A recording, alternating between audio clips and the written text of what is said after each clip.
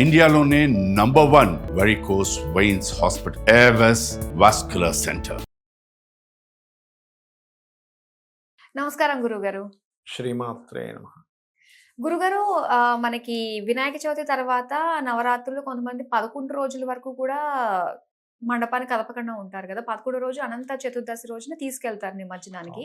అయితే ఈసారి మనకి చంద్రగ్రహణం కూడా వస్తుంది కాబట్టి అప్పటి వరకు ఉంచొద్దు అని చెప్పేసి కొంతమంది అంటూ ఉన్నారు.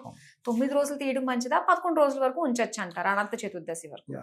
ఒకటేంటంటే అమ్మ, మనకి నవరాత్రులు మాత్రమే చెప్పారు శాస్త్రంలో. మనకి అనంత చతుర్దశి వరకు ఉంచడం కొన్ని ప్రాంతాల వల్ల అలా పాటిస్తూ ఉన్నారు. అయితే ఇక్కడ ఎందుకు తీసేయమని కొంతమంది అంటున్నారు, కొంతమంది పర్వాలేదని ఎందుకు అంటున్నారు అంటే, ఇక్కడ ఒక విషయం, గ్రహణానికి మనం మూసేస్తాం దేవాలయాలు కూడా. ఆ రోజు మరి వస్తున్న గ్రహణం రాత్రి 11 గంటలకి, ఈవినింగ్ టైం పూజ చేసుకుని చక్కగా మూసేసుకుని నెక్స్ట్ డే చేసుకోవచ్చు, తప్పేం లేదు. అయితే శుద్ధి చేసుకోవాలి తర్వాత రోజు. ఎలా అయితే ఆలయాలు శుద్ధి చేసుకుంటాం గ్రహణం తర్వాత రోజు, దర్భలది వేసి శుద్ధి చేసుకోవాలి. శుద్ధి చేసుకోకుండా ఉంచితే దోషం కాబట్టి శుద్ధి చేసుకోవాలనే భావనతో చెప్తున్నారు ఒకటి. ఇంకోటి ఏంటంటే, మన ఇళ్లలో పెట్టుకునేటువంటి గణపతులు కూడా చాలా మంది తెలియక డేస్ లెక్కేస్తారు. మనం చెప్పినా సరే వినే స్థితిలో లేరు జనాలందరికీ. డేస్ అలవాటు అయిపోయాయి. 1 డే పెట్టుకున్నాం, 3 డే పెట్టుకున్నాం, అదే రోజు సాయంత్రం తీసేస్తారు. కానీ రాత్రులు లెక్క. గణపతి నవరాత్రులు అంటారు, నవపగళ్ళు అన్నం కాబట్టి నైట్స్ పెట్టుకోవాలి. అంటే ఒక రాత్రి, ఉదాహరణకి బుధవారం నాడు మనకి వినాయక చవితి, గురువారం నాడు తీయాలి. 1 డే అనుకుంటే మొత్తం 1 నైట్ ఉండాలి. ఇప్పుడు మనం ఏదైనా ఆలయానికి వెళ్ళామనుకోండి, క్షేత్రానికి వెళ్ళాం, ఒక రాత్రి అక్కడ నిద్ర చేయండి అంటాం. అంటే ఒక పగలెళ్ళి వచ్చేయండి అని చెప్పరు. అంటే రాత్రికి దేవతకి, దేవత అనుగ్రహానికి సంబంధం ఉంది. అర్థమైందమ్మా? కాబట్టి నైట్స్ ఉండాలి.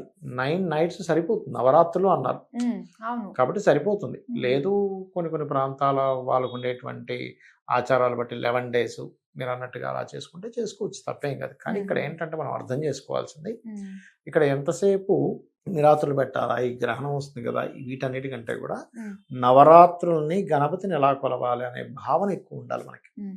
గణపతి వేదమంత్రం నుంచి వచ్చినటువంటి, వేదాల్లో అంటే ముఖ్యంగా ఓంకార స్వరూపంగా చెప్తూ ఉంటారు. ఈ యొక్క కలియుగంలో చండి, వినాయక వీళ్ళిద్దరూ కూడా త్వరగా అనుగ్రహాన్ని ఇచ్చేటువంటి దేవతా స్వరూపాలు. కాబట్టి ఈ నవరాత్రులు చాలా గొప్పవి. కేతు సంబంధించిన దోషం ఉన్న వాళ్ళకి మరింత బాగా పనిచేస్తుంది అనే భావన. అంటే కేతు సంబంధం అంటే ఏమి లేదు, అక్కడ ఆటంకాలు ఎక్కువగా ఉన్నాయి. దేనికి? ఆయన ఆటంకాలు తొలగించడానికి, విఘ్నాధిపతి కాబట్టి విఘ్నములు తొలగించడానికి, ఏదైతే ఈ ఆటంకాలు అవుతాయో అవన్నీ తొలగిపోవడానికి కారకుడు అవుతాడు. కాబట్టి ఈ కారకుడిని నేను పట్టుకోవాలి గట్టిగా. ఆయన స్వరూపంలోనే చాలా అర్థం ఉందమ్మా. 2 పెద్ద చెవులు. అంటే నువ్వు ఫస్ట్ లిజన్, విను. నీ జ్ఞానానికి అధిపతి ఆయన. తుష్టి, పుష్టి, సిద్ధి, బుద్ధి. నీకు సిద్ధి బుద్ధి ఆయన ఇదిగా చెప్తూ ఉంటారు. అంటే పెద్ద చెవులు ఎందుకు అంటే, వెనక్కి పెద్ద చెవులు ఉంటాయి కామన్గా కూడా. నువ్వు ఫస్ట్ వినాలి. నీకు చాలా ప్రాబ్లమ్స్ వినడం ద్వారా క్లియర్ అవుతాయి. అసలు ఫస్ట్ అవతల వాళ్ళని ఏంటో వింటే నీకు ప్రాబ్లం క్లియర్ అయిపోతుంది. వినం ఫస్ట్ మనం, అదొకటి. ఇంకోటి ఏంటంటే, మీరు చూడండి, అంత పెద్ద వినాయకుడికి చిన్న మూషికం ఏమిటి, ఎలక వాహనం ఏమిటి అంటే, ఎలక ఎలాంటిది ఉంటుంది? ఎలకని వదిలేసాం అనుకోండి, ఇంట్లో ఏం చేస్తుంది? అటు ఇటు తిరిగి అది కొరుకుతుంది, ఇది కొరుకుతుంది, అంతా పిచ్చి పిచ్చిగా చేస్తూ ఉంటుంది. అంటే మనలో కూడా ఒక తత్వం ఉంటుంది, అన్ని చిందరవందర చేసే తత్వం. ఎందుకు అలా వస్తుంది? ఎవరికైనా చిందరవందర చేసే తత్వం అంటే, వాళ్ళల్లో ఒక స్థిరత్వం లేకపోవడం వల్ల. ఇప్పుడు చైల్డిష్ మెంటాలిటీ ఉందనుకోండి, వాళ్ళని ఏదో ఇంటికి వెళ్ళాం అనుకోండి, అక్కడ అలా ఏదో ముట్టుకుంటాడు, ఇలా ముట్టుకొని ఇలా చూస్తాడు, ఇక్కడ పెట్టేస్తాడు, అది చేస్తాడు. అది ముట్టుకోకూడదు ఎవరైనా ఇంటికి వెళ్తే అని చెప్తూ ఉంటాం. మనకి అర్థం కాదు పిల్లలకి. కానీ కొంచెం చైల్డిష్ మెంటాలిటీ లేనప్పుడు కొంచెం డిగ్నిఫైడ్గా ఫీల్ అవుతుంటాడు. ఎందుకు అలా అవుతుంది అంటే, వాళ్ళకి కేతువు అనుగ్రహం సరిగ్గా లేదనుకోండి, వాళ్ళలో స్థిరత్వం ఉండదు. మనలో స్టెబిలిటీ రావాలంటే మూలాధార చక్రం స్ట్రాంగ్గా ఉండాలి. మూలాధార చక్రానికి అధిష్టాన దేవత గణపతి. కేతుగ్రహ సంబంధించినవి పాజిటివ్గా రావాలంటే గణపతి అనుగ్రహం ఉండాలి. ఎప్పుడైతే మనలో స్థిరత్వం వచ్చిందో, మనలో ఉన్నటువంటి ఆ మూసికం ఏదైతే ఉందో అలాంటి తత్వం మనకు తగ్గిపోతుంది. అంటే ఆయన దాని మీద రైడ్ చేస్తున్నాడు. అంటే ఆయన వాహనం ఏం చేశాడు?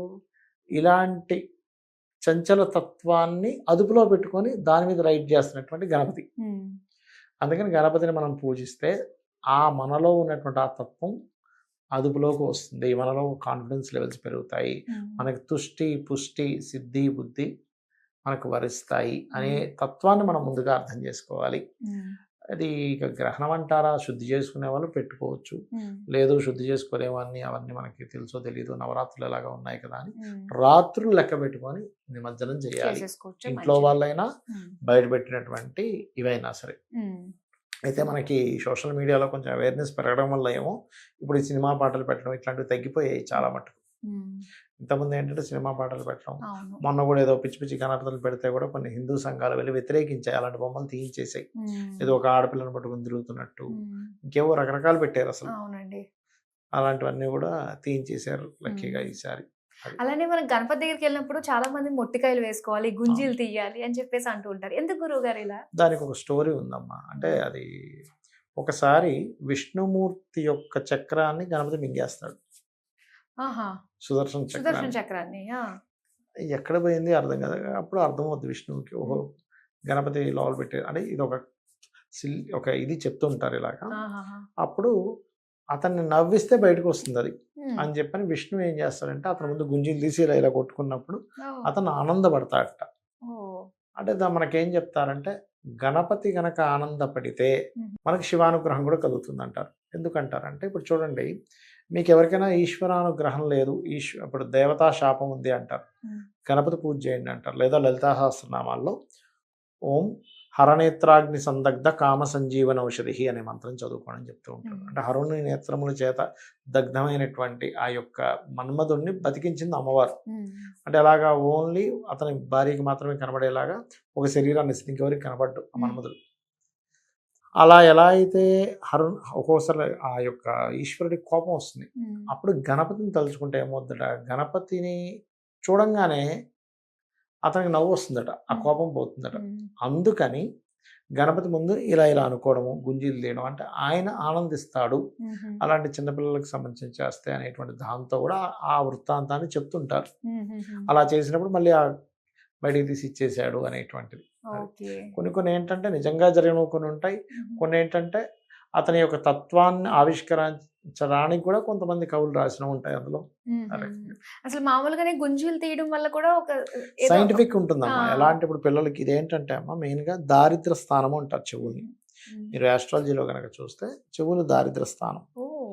అలాగే స్త్రీ ఎప్పుడు కూడా భర్త ముందు చెవులకి ఏమీ లేకుండా కనబడకూడదు. కనీసం ఒక తాటంకము అంటే మన వీటిని తాటంకాలు అంటారు, వీటిని పుల్లైనా పెట్టుకుంటారు, కనీసం తాటి పుల్లైనా పెట్టుకుంటారు. అయితే ఎందుకు పెట్టుకోవాలి అంటే ఈ మూడో స్థానం భర్త స్థానానికి భాగ్యస్థానం అవుతుంది. అందుకని మంచి మంచి రింగ్ పెట్టుకుంటారు, ఇయర్ రింగ్స్ లాంటివి. అయితే చిన్నపిల్లలకి ఇలా ఎప్పుడైతే చేస్తారో ఈ చెవులకు బుధుడు కారకుడు, బుధుడు విద్యకు కారకుడు. విద్యా సంబంధించిన దోషాలు ఉన్నప్పుడు మన పాతకాలంలో స్కూల్స్లో గుంజీలు తీయించేవారు. గుంజీలు తీయించడం వల్ల ఏమవుతుంది వాళ్ళకి అంటే ఈ బుధ సంబంధించిన దోషం ఏదైనా ఉంటే పోతుంది ఒకటి. రెండవది గుంజీలు తీయడం వల్ల గోడ కుర్చీ వేయడం వల్ల మూలాధార చక్రం స్ట్రాంగ్ అవుతుంది. మూలాధార చక్రం ఎప్పుడైతే స్ట్రాంగ్ అయిందో వాళ్ళు చోట కుదురుగా కూర్చుంటారు చదువుకునేటప్పుడు. లేకపోతే ఒక పేజీ చదివి అటేటో దిక్కులు చూసి మళ్ళీ వెళ్ళిపోతుంటారు. అలా కుదురుగా కూర్చునే లక్షణం వస్తుందని, మూలాధార చక్రం ఇంప్రూవ్ అవుతుందని గుంజీలు తీయడం కానివ్వండి, చెవులు పట్టుకోవడం కానివ్వండి, బుధుడు యాక్టివ్ అవుతాడని గోడ కుర్చీ వేయడం కానీ చేయించేవారు. ప్రతి దాంట్లోనే ఒక పరమార్థం దాగి ఉంటుంది కదండి. ఉంటుందండి. చాలా చక్కగా మాకు తెలియజేసినందుకు ధన్యవాదాలు. శ్రీమాత్రే నమః.